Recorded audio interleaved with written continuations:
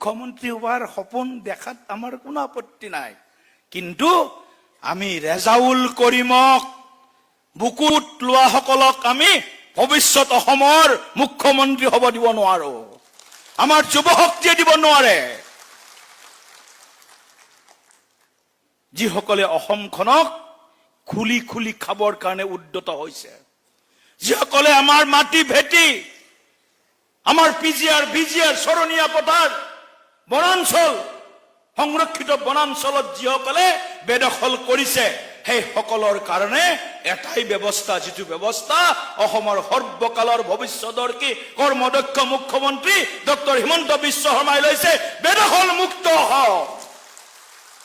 বেদখল মুক্ত অসম লাগিব আমাক,